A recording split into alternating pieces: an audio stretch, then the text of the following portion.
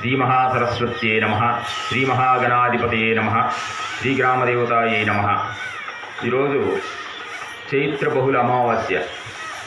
మన కలవాయమ్మ దేవస్థానం వారి యొక్క ఆధ్వర్యంలో అమ్మవారి సన్నిధిలో దేవీ మూలమంత్ర హోమాదులు 5 సంవత్సరముల నుండి నిర్విఘ్నంగా సాగుతున్నాయి. అది గ్రామ భక్తులందరికీ విదితమే. ఈరోజు అమావాస్య, ప్రత్యేకంగా ఆదివారం. అమావాస్య అంటేనే సాధారణంగా పితృదేవతలకు ప్రీతికరమైనటువంటి రోజు. మనం ఎప్పుడైనా అంటే ఉగాది రోజు పెట్టుకుంటారు, కొంతమంది సంక్రాంతి రోజు పెట్టుకుంటారు, కొంతమంది మహాలయ అమావాస్య రోజు పెట్టుకుంటారు. ఇటువంటి రోజుల్లో మనకు పెట్టుకోవడం కుదరనప్పుడు ఏ అమావాస్య అయినా కానీ పితృదేవతలకు వాళ్ళకు సమర్పించాల్సినటువంటి ద్రవ్యాలు సమర్పిస్తే అది పితృదేవతలు సంతృప్తి చెందుతారు అని. పితృదేవతలు ఎప్పుడైతే సంతృప్తి చెందుతారో మనం చేసేటువంటి పూజాధికాలన్నిటికీ ఫలితాలు చక్కగా వస్తాయనేది శాస్త్రం చెప్తుంది. అందుకోసం ఏంటంటే అమావాస్య కోసం ఎదురు చూస్తూ ఉంటారు. ఎప్పుడు అమావాస్య వస్తే అప్పుడు పితృదేవతలను ఆరాధించాలని.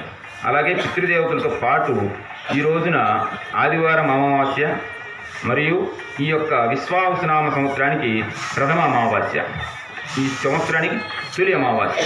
కాబట్టి దుర్గాదేవిని పూజించడం పక్కన పెడితే ముందుగా మహాసరస్వతిని ఆరాధన చేయాలి. దుర్గాదేవిని ఎందుకు చేయాలి అంటే మనకు కలవాయ గ్రామ ప్రజలందరికీ ప్రస్తుతం మనకు తెలిసినటువంటి విషయం ఏంటంటే ఈ యొక్క పురాతనమైనటువంటి యొక్క కలవాయమ్మ దేవస్థానం కొద్ది రోజుల్లో మరలా పునర్నిర్మాణం చేసేటువంటి ప్రయత్నాలు ముమ్మరంగా సాగుతున్నాయి. అది ఈ మాసంలోనే ప్రారంభమయ్యేటువంటి అవకాశం కూడా ఎక్కువగా ఉన్నది. అందుకోసం ఒకవేళ ఈ మాసంలో కనుక ప్రారంభమైతే ఇంకొక 2 సంవత్సరాల వరకు ఈ దేవాలయం నిర్మాణంలో ఉంటుంది.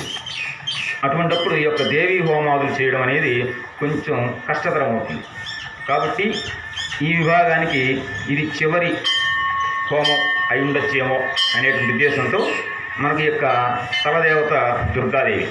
కాబట్టి ఈరోజు దుర్గాదేవిని మరియు ఆదివారం అమావాస్య, చైత్ర అమావాస్యకు సరస్వతీదేవికి ఇష్టపూర్వకం కాబట్టి సరస్వతీదేవి తర్వాత దుర్గాదేవి ఈ ఇరువురు దేవతల యొక్క మూలమంత్రాలతో ఈరోజు హోమం నిర్వహిస్తున్నాం. ఈ యొక్క హోమంలో పాల్గొని అందరూ ఆ దేవి యొక్క పరిపూర్ణమైన అనుగ్రహాన్ని పొందుతారని ఆకాంక్షిస్తూ స్వస్తి.